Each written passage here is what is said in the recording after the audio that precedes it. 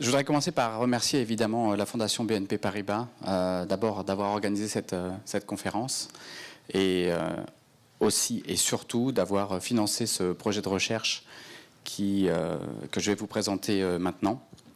Et puis je voudrais vous remercier, vous, d'être venus nombreux. C'est très important pour moi que vous soyez là. Vous allez voir pourquoi tout à l'heure, je vais en parler au cours de ma présentation. Donc ce projet il s'appelle InvaCost pour invasion et cost pour le coût. Le titre de ce projet c'est comment prévoir l'invasion des insectes dans un monde plus chaud. Vous avez vu ça sur l'affiche. Dans ce titre il y a plein de mots-clés intéressants que je vais détailler au cours de cette demi-heure. Je les ai mis en couleur, comme ça vous pourrez les repérer plus facilement. Donc les mots-clés c'est insectes, invasion, monde plus chaud et prévoir. Et histoire que je ne me perde pas moi-même dans ma présentation, j'ai mis des petites couleurs que je remettrai sur les diapos. Comme ça, s'il y a une couleur qui ne vous intéresse pas, vous n'écoutez pas, puis quand ça change de couleur, vous pouvez vous réveiller. Puis moi, en même temps, je verrai qu'il faut que je change de sujet. Donc, premier thème, c'est les insectes et l'humanité. Pourquoi est-ce qu'on s'intéresse aux insectes? Pourquoi on ne s'intéresse pas à d'autres parts de la biodiversité? D'abord, les insectes, c'est vraiment un des pires fléaux pour le développement de l'humanité. De tout temps, ce sont des groupes d'animaux qui nous ont posé des problèmes, tout simplement parce qu'ils dominent tous les environnements terrestres qui sont propices à la vie humaine. Et donc, ce sont naturellement des compétiteurs féroces, des compétiteurs pour la nourriture ou pour d'autres ressources naturelles. Et donc, il a fallu de tout temps faire avec les insectes. Alors, par exemple, les insectes ont influencé les civilisations humaines au niveau du développement de ces civilisations. Plus d'une fois, ils ont fait échouer des tentatives de colonisation de nouveaux territoires. J'ai mis ici une image qui représente les premières communautés nordiques du Groenland qui ont été abandonnées à cause de l'impact des insectes herbivores qui détruisaient à la fois les cultures et les récoltes. Il y a d'autres exemples en Amérique du Sud, par exemple. Maintenant encore, malgré les progrès de notre civilisation, les insectes ont un impact très important sur les productions agricoles. On estime qu'au niveau global, les insectes détruisent jusqu'à 40% des productions agricoles mondiales et consomment l'équivalent de ce qui pourrait nourrir 1 milliard d'humains supplémentaires. C'est donc quelque chose qui n'est vraiment pas du tout négligeable. D'un autre point de vue, les insectes répandent des maladies comme la peste, le typhus, la malaria. Et ces maladies ont eu un impact considérable au niveau de l'histoire. Elles affectent le cours des guerres et elles déterminent le sort des empires. On estime actuellement qu'au cours de l'histoire humaine, il y a eu plus de soldats qui sont morts sous les assauts des puces et des moustiques que sous les balles et sous les bombes. Et l'illustration que j'ai mise ici, ça représente l'armée napoléonienne et la défaite en Russie, dont certains disent qu'elle est plus due aux puces et au typhus qu'au canon ou à l'hiver. Et encore aujourd'hui, les maladies posent de gros problèmes au développement des sociétés humaines. L'exemple de la malaria ici, qui touche 300 à 500 millions de personnes dans le monde et qui tue environ 1 million de personnes par an, surtout des enfants de moins de 5 ans. Puis de manière relativement anecdotique par rapport au problème des maladies, certains insectes affectent les infrastructures, les biens, la valeur touristique des endroits où ils pullulent, dévaluent les propriétés, etc. Et donc là, on a aussi un impact économique sur les sociétés. Donc ça, c'est les insectes un petit peu partout où les humains se sont développés. Maintenant, en plus des pullulations naturelles d'insectes, il y a ce qu'on appelle les invasions biologiques. Vous avez vu, on a changé de couleur. Les invasions biologiques. Qu'est-ce que c'est qu'une invasion biologique? On parle d'invasion biologique et d'espèces envahissantes lorsqu'une espèce est introduite dans un nouvel environnement où elle n'a jamais évolué, qu'elle s'y établit et qu'elle y pose des problèmes économiques et ou écologiques. Et ces espèces envahissantes, il y en a énormément et de toutes sortes. En général, lorsqu'on met une espèce dans un nouvel écosystème, si c'est un écosystème qui n'a pas d'histoire évolutive avec cette espèce, la plupart du temps, l'espèce ne va pas s'adapter et elle va s'éteindre. Mais de temps en temps, certaines s'établissent, se développent et deviennent envahissantes et posent des problèmes à l'écosystème qui les reçoit.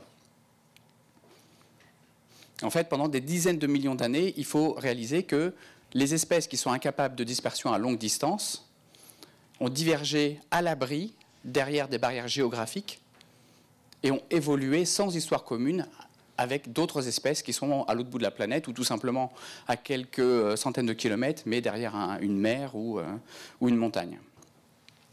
Mais maintenant, par l'activité de dispersion des humains, notamment par le commerce global et par les migrations humaines, l'accélération des apports d'espèces nouvelles a complètement éliminé cet isolement. Et de fait, le nombre d'espèces qui colonisent des nouveaux habitats a augmenté de plusieurs ordres de grandeur ces 2 derniers siècles, de plus de 10 fois, plus de 100 fois. C'est un problème parce que, en général, ça cause une perte de la biodiversité, une perte des espèces qui sont locales. On estime que les invasions biologiques, c'est la seconde cause de perte de biodiversité dans le monde, après la destruction de l'habitat, avant la pollution, avant la surexploitation. Et il s'agit d'une menace un petit peu plus difficile à appréhender que la surexploitation ou la destruction de l'habitat ou la pollution, parce qu'il s'agit de dizaines de milliers d'espèces qui viennent d'un petit peu partout dans le monde et qui sont introduites un petit peu partout dans le monde. Et il s'agit d'espèces très diverses, de micro-organismes, de champignons, de plantes, d'animaux, d'espèces aquatiques, d'espèces terrestres, etc. Et alors pourquoi ça intéresse pas seulement les chercheurs ou les amoureux de la biodiversité, mais aussi la société civile? Ça a un coût économique énorme. On estime qu'il y a à peu près 12 000 espèces exotiques en Europe. Alors exotiques, c'est-à-dire des espèces qui ont été introduites en Europe, qui ne viennent pas d'Europe, mais toutes ne sont pas envahissantes. Certaines sont même assez bénéfiques. On peut penser au maïs, par exemple, ou au riz, qui ne vient pas d'Europe, mais qui a été importé et puis qui est domestiqué et qui ne pose aucun problème. Mais certaines espèces sont devenues envahissantes et elles posent un problème écologique et économique. Et ce problème économique a été chiffré à 12,5 milliards d'euros par an en Europe, des coûts de contrôle, de recherche, de prévention et de suivi. Alors, dans les espèces envahissantes, je vous ai dit qu'il y avait beaucoup de types d'espèces, et puis il y a les insectes. Donc les insectes, ils posent des problèmes particuliers. Et en général, ils sont introduits de manière accidentelle, contrairement à d'autres espèces qui sont souvent introduites de manière voulue. Donc ça a des coûts importants pour la société. Vous voyez un petit icône d'arbre dans le coin, qui représente les problèmes écologiques, de la biodiversité. Donc les espèces envahissantes, elles réduisent la biodiversité locale, et elles réduisent par conséquent les services que rend cette biodiversité locale, ce qu'on appelle les services des écosystèmes, la dispersion des graines, la fertilisation des sols, la pollinisation. La pollinisation, par exemple, on sait que plus de 90% des plantes à fleurs nécessitent une pollinisation animale. La plupart du temps, en Europe, c'est par des insectes. Et ça représente 80% de nos cultures. Et nos cultures, c'est 35% de ce qu'on mange. Donc c'est quelque chose de vraiment très important. Ce service écosystémique, comme on appelle, ce service qui est rendu par la nature de manière gratuite, a été estimé récemment à une valeur de 153 milliards d'euros par an au niveau mondial. Ça, c'est la valeur du travail qu'on devrait fournir pour obtenir la même chose si on devait le faire nous-mêmes. Et certains insectes envahissants, comme le frelon asiatique, détruisent les ruches de manière très très rapide et très très efficace. Certaines fourmis envahissantes empêchent les abeilles de se poser sur les fleurs. Et donc les insectes envahissants de ce type posent des problèmes pour la pollinisation. Albert Einstein, dans une de ses rares incursions dans le monde de la biologie, aurait dit « Si les abeilles venaient à disparaître, l'humanité disparaîtrait avec elles en seulement quelques années ». Alors quelques exemples de ces coûts. J'ai pris l'exemple ici, par exemple, de la fourmi de feu. La fourmi de feu, elle vient d'Amérique du Sud et elle a envahi plusieurs pays, dont les États-Unis et l'Australie, où on a estimé que le coût global de cette invasion est de plus de 10 milliards par an. 10 milliards qui sont dus aux dommages à l'agriculture et au bétail, au traitement médical et vétérinaire de ce bétail, mais aussi d'êtres humains qui sont victimes de piqûres qui sont très très douloureuses, voire même de chocs anaphylactiques et même de mort. Il faut imaginer évidemment que lorsqu'on se fait piquer par une fourmi, bon, dans le cas de la fourmi de feu, c'est très très douloureux, mais en général, c'est pas juste par une fourmi. On se fait piquer par des dizaines, des centaines de fourmis en même temps. Des coûts importants pour la société. L'icône maintenant, c'est devenu un petite case de billets. Des coûts économiques, des pertes en agriculture, des pertes en foresterie, des pertes en immobilier, des pertes en tourisme. Quelques exemples rapides. La mouche du fruit, Ceratitis capitata, qui est une jolie petite mouche, mais qui pose de gros problèmes à l'agriculture. Et en particulier à plus de 300 espèces de fruits qui sont cultivées. Et au niveau du coût, par exemple en Californie seulement, le coût de cette mouche, c'est plus de 900 millions de dollars tous les ans, juste pour une mouche. On peut imaginer effectivement que lorsqu'on a des fruits pleins d'asticots, ben, la valeur baisse un petit peu de ces fruits. Donc on essaye de faire en sorte que ces mouches n'arrivent pas dans ces vergers. Et on estime qu'avec le changement climatique, cette mouche pourrait s'implanter en Europe. Des coûts en foresterie, je vous ai dit. Donc la grille du frêne, c'est un coléoptère qui mange les arbres, qui vient d'Asie et qui envahit l'Amérique du Nord et une partie de l'Europe de l'Est. Et il est très destructeur. On estime que depuis qu'il est arrivé aux États-Unis, il a détruit entre 150 et 200 millions de frênes, avec des coûts énormes pour essayer de traiter, d'éliminer et de remplacer les arbres qui ont été détruits, qui sont estimés de l'ordre de 25 milliards. Donc quelque chose de vraiment important. Et enfin, des coûts pour la société qui sont cette fois-ci au niveau de la santé, avec l'icône qui change encore, des allergies, des attaques, des insectes qui sont vecteurs de maladies importantes, malaria, dengue, chikungunya. Donc vous avez entendu parler certainement du moustique tigre.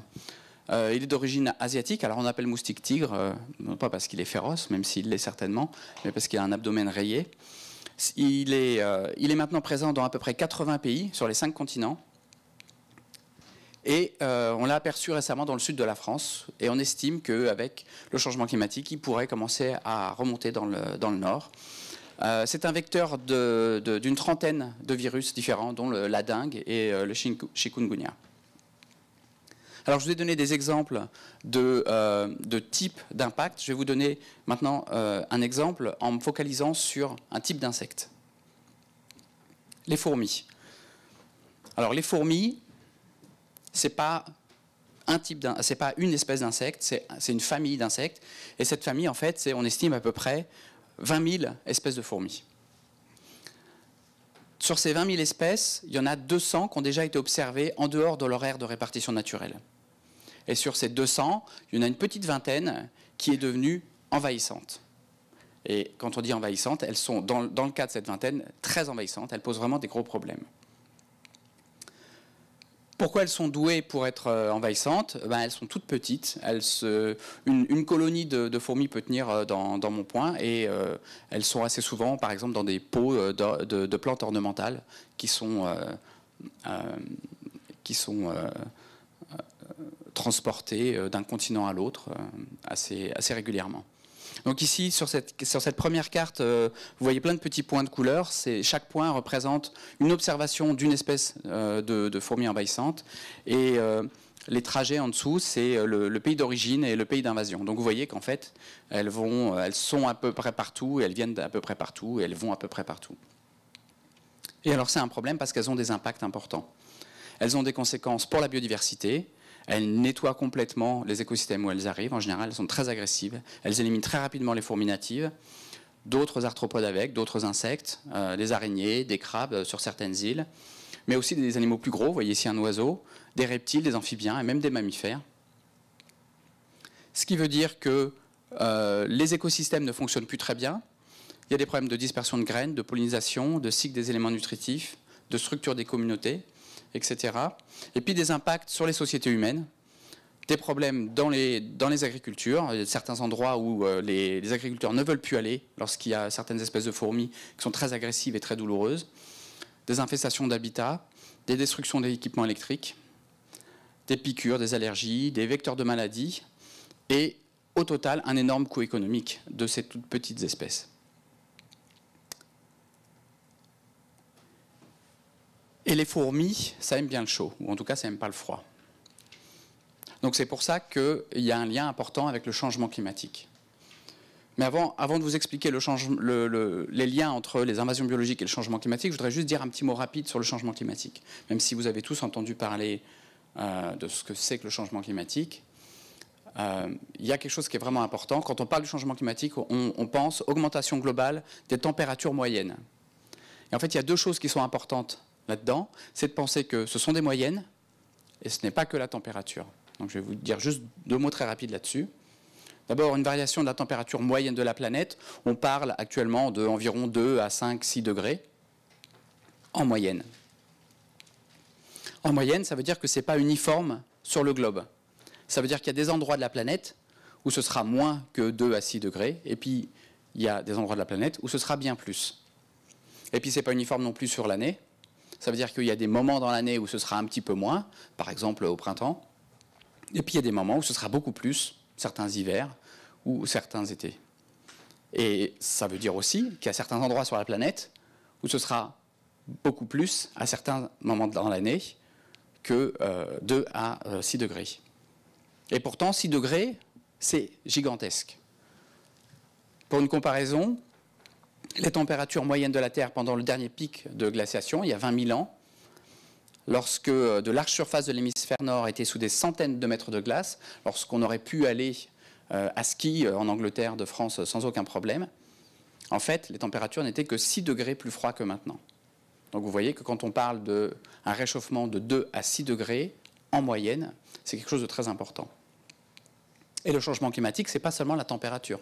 On ne parle plus tellement maintenant de réchauffement climatique, on parle de changement climatique. Parce que c'est aussi un changement des régimes de précipitation, avec certains endroits où il y en aura plus, certains endroits où il y en aura moins, certains moments plus, certains moments moins, des inondations, des sécheresses, une couverture neigeuse qui change, des événements extrêmes qui vont s'amplifier et qui vont être plus fréquents, une montée du niveau des mers, et c'est important quand on pense que plus de la moitié de la population humaine vit sur les côtes maintenant, un changement de température des océans, de l'acidification des océans, qui vont complètement changer les écosystèmes océaniques. Et il ne faut pas oublier que ces écosystèmes océaniques forment une grosse base de ce qui soutient la vie sur les écosystèmes terrestres.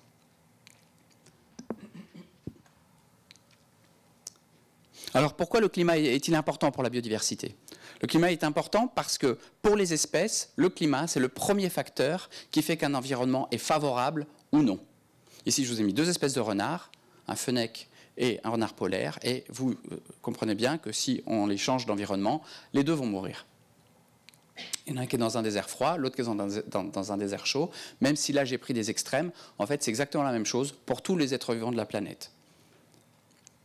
Ce qui dicte le patron de distribution des espèces sur la planète, c'est en premier lieu les limites de tolérance au climat.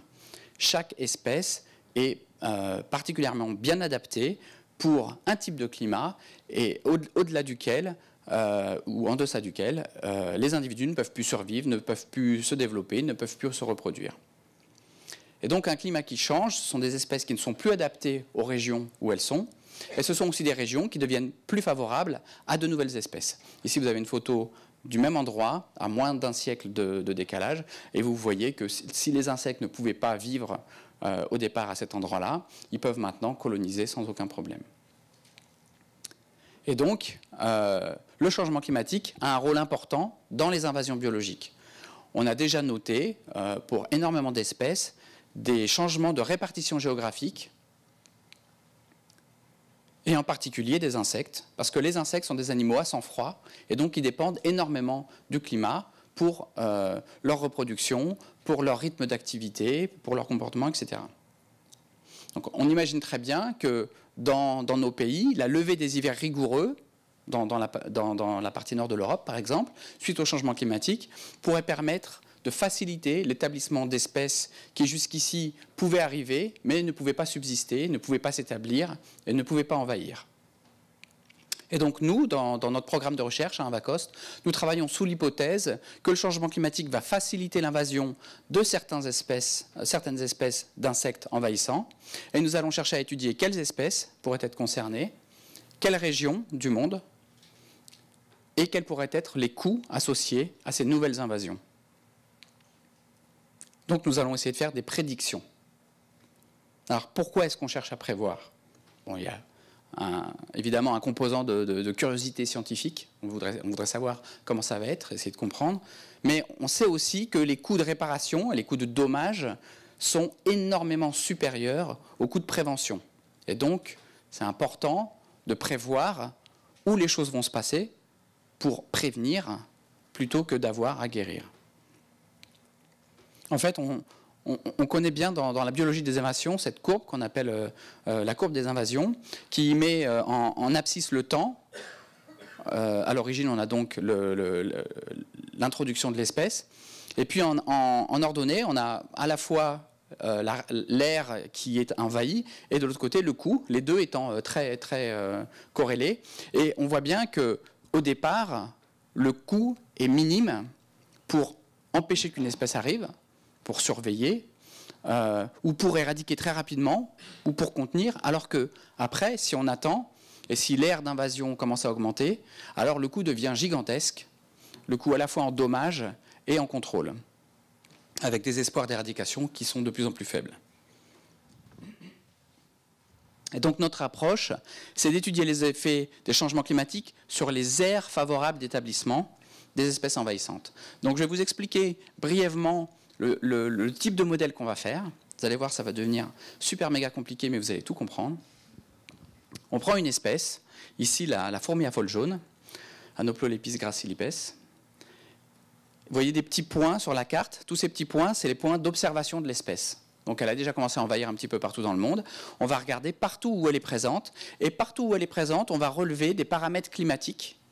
Et l'ensemble de ces paramètres climatiques va définir la niche climatique de l'espèce. Ce qui définit le climat favorable à l'établissement de cette espèce. On part donc de l'hypothèse que là où elle est présente, c'est là où c'est favorable pour elle climatiquement. Ce qui est une hypothèse pas trop forte.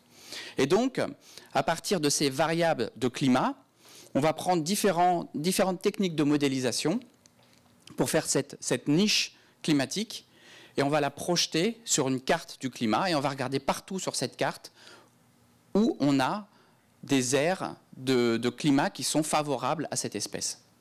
Et puis on peut le faire pour le futur. Il suffit pour cela de prendre non pas des variables climatiques présentes, mais des variables climatiques futures qu'on peut établir à partir de scénarios de CO2, les scénarios qui nous sont donnés par le GIEC, et de modèles climatiques différents. Il y a des modèles mathématiques qui prévoient comment le climat va évoluer en fonction des scénarios de CO2, si on produit beaucoup de CO2 ou pas beaucoup de CO2. Et à partir de ça, on a plusieurs modèles de projection de notre espèce. On peut voir, comme ici, tous les modèles qui vont nous prédire où l'espèce peut être présente. Et comment est-ce qu'on passe de tous ces modèles à une seule prédiction? Tout simplement, on va faire une moyenne. On va faire une moyenne de tous ces modèles et on va obtenir donc une probabilité d'établissement de l'espèce en fonction du climat. Donc on part des points d'observation de l'espèce, on met ça dans notre modèle, on fait tourner et on obtient des cartes avec des gradients. Ici, on a mis de bleu jusqu'au rouge, qui va nous montrer les zones où l'espèce peut trouver des conditions favorables pour envahir, pour s'établir et envahir. Et vous voyez bien ici que en Asie du Sud-Est, au nord de l'Océanie, on a une zone très rouge, donc qui est très favorable à l'invasion. Et vous voyez que tous les points sont là, c'est donc effectivement, c'est là où elle envahit, notre modèle marche bien. Vous voyez aussi qu'en Afrique de l'Ouest et en Amérique du Sud, ce sont des zones qui sont favorables à l'invasion, mais où elle n'est pas encore présente. Mais donc on peut prévoir que si elle est introduite, là, elle trouvera un terrain favorable. Et donc on peut essayer, grâce à ce type de modèle, d'intervenir avant. Et on peut faire ça aussi avec le futur et comparer et voir si certains endroits vont devenir plus favorables ou moins favorables avec le changement climatique. On peut le faire à différentes échelles. L'équipe de Montpellier avec laquelle on travaille sur ce projet a fait des modèles de prédiction d'invasion du moustique tigre dans le sud de la France en 2015. Ils ont fait ce modèle quelques années avant et ils ont pu montrer qu'il pouvait y avoir des cas de dengue et de chikungunya qui ont effectivement été décelés après, malgré un programme de vigilance et de contrôle dû à ces alertes. On peut prévoir d'autres modèles. On est en train de travailler sur le frelon asiatique, qui est l'espèce animale qui a le plus fort taux de dispersion de toutes les espèces envahissantes et qui est en train d'envahir l'Europe à très grande vitesse. Alors, dernière partie, c'est vous, le public. La Fondation BNP Paribas donc, finance notre projet de recherche, le projet que je viens de vous présenter, mais il finance également un projet de communication sur cette recherche. Et c'est là où le public est important.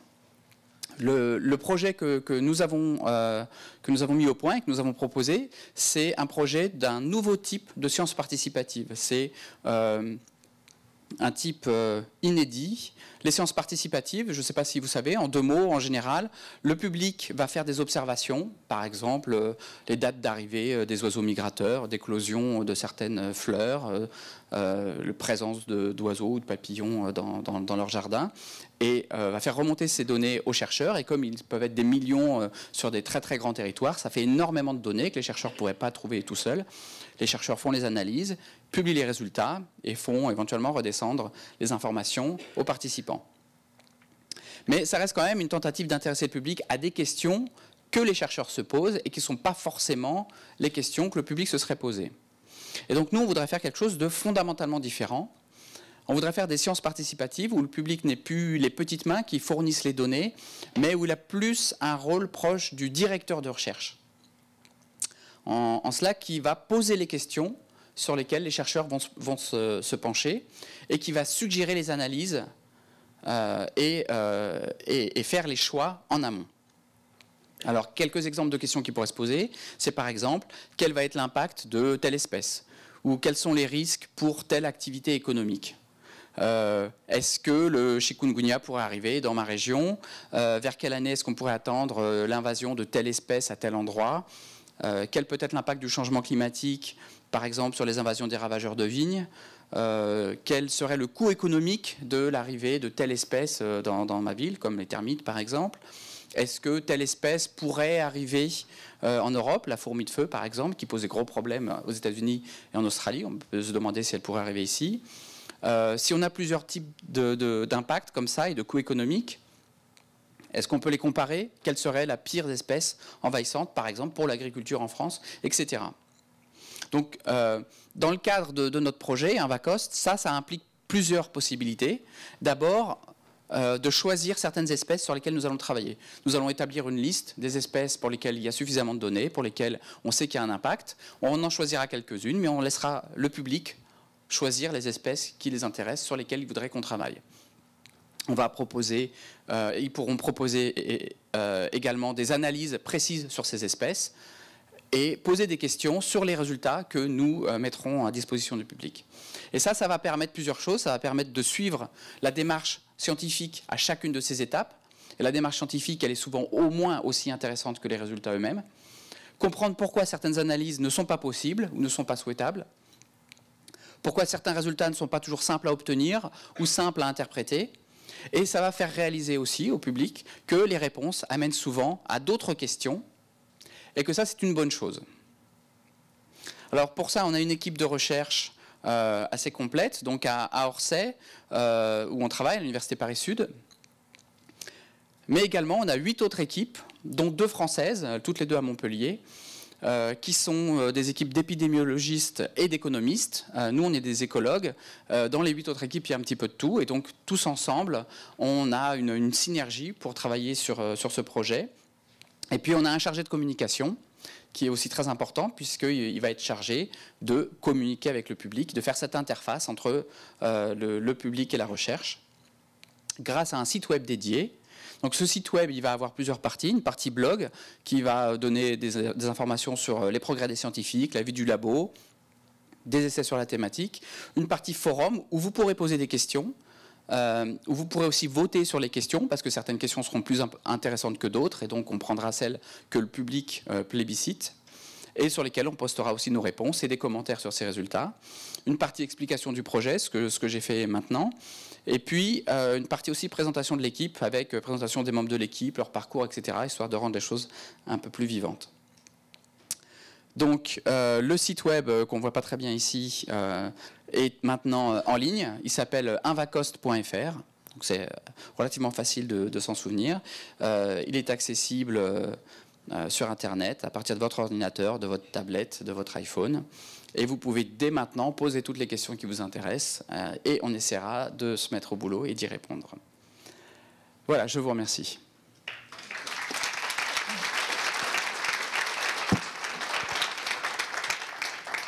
Et maintenant, je peux même répondre à des questions en direct, mais pas le même type de questions, mais je n'ai pas le temps de faire des analyses. Par contre, si vous avez besoin d'éclaircissements sur notre projet ou sur la biodiversité en général, le changement climatique en général, les invasions biologiques, je suis à votre disposition pendant au moins 1 heure.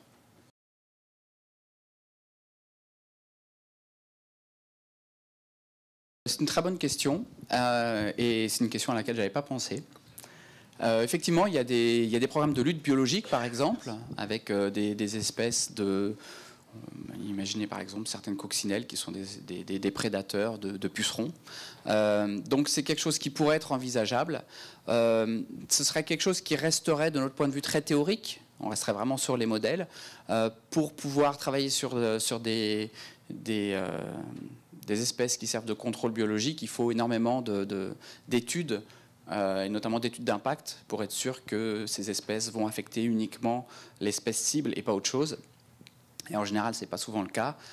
L'histoire du contrôle biologique montre qu'on a beaucoup plus souvent des dérapages et des espèces qui deviennent elles-mêmes des envahisseurs parce qu'ils se mettent à manger un petit peu autre chose que ce qu'on avait prévu.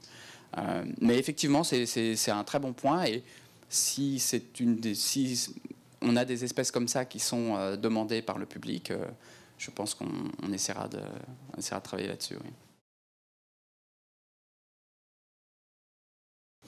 Alors, est-ce qu'on travaille sur des moyens d'éradication indirectement? On travaille depuis quelques années sur les fourmis envahissantes. Et nous-mêmes à Orsay, on ne travaille pas sur l'éradication, mais on fournit des informations qui sont utiles à l'éradication. Et on travaille avec des collègues qui sont des spécialistes, notamment de l'éradication des fourmis. Il faut savoir que éradiquer des fourmis, par exemple, c'est très très difficile. C'est un travail de fourmis. Elles sont un petit peu partout, et si vous en laissez quelques-unes, elles sont difficilement visibles. Si vous en laissez quelques-unes, ça recommence.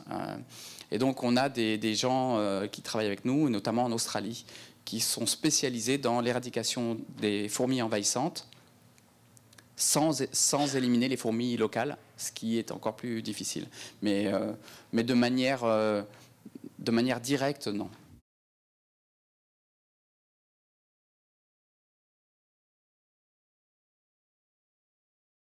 Au niveau de la pertinence, on va dire qu'il y aura 2 tris. Le premier tri, c'est vous qui le ferez, parce que chaque question, on pourra voter pour ou contre. Et si tout le monde trouve qu'une question est formidable, elle remontera vers le haut. Et si tout le monde trouve qu'une question n'est pas si intéressante que ça relativement aux autres, elle aura moins de votes et donc elle sera plus bas dans la liste. Et le deuxième tri, c'est nous qui le ferons, mais on le fera de manière ouverte. C'est-à-dire on pourra dire par exemple, cette espèce, il n'y a pas de données. On a cherché, il n'y a pas l'information. Ou cette espèce, ok, elle est intéressante, mais elle n'est pas envahissante. Elle est native déjà d'ici, donc elle ne rentre pas dans notre cadre.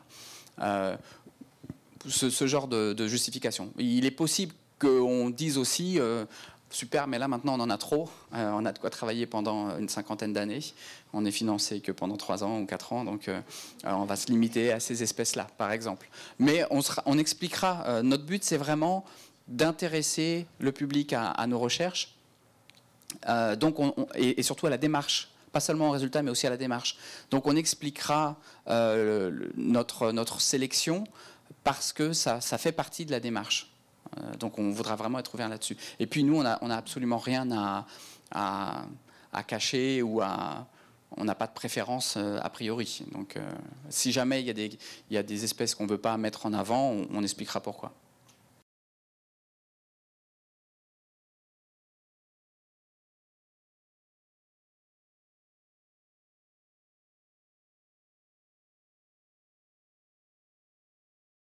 En fait, j'ai 2 projets. J'ai un projet scientifique et j'ai un projet de communication. Donc le projet scientifique, en fait, il est dans la continuité de tous les projets scientifiques que je fais. C'est mon métier, c'est ma passion. Et si j'étais tout seul, isolé sur une île, je continuerais à le faire, même s'il n'y avait personne qui était là pour écouter les résultats. Maintenant, on est dans une société qui s'est développée au point d'avoir la chance de pouvoir réserver une partie de ses membres pour qu'à temps plein, ils fassent que de la recherche scientifique pour augmenter le savoir de l'humanité, les connaissances de l'humanité. Ça, c'est quelque chose que je trouve extraordinaire. Et puisque j'ai la chance de pouvoir faire ça, évidemment, je suis là pour donner cette information à l'humanité qui me paye pour que je cherche pour elle. Donc ça, c'est vraiment ma vision de mon métier de recherche. Et c'est pour ça que je suis vraiment reconnaissant à la Fondation BNP Paribas, parce qu'elle finance cette partie de mon programme de recherche et elle finance la partie communication des résultats de cette recherche et aussi de la recherche.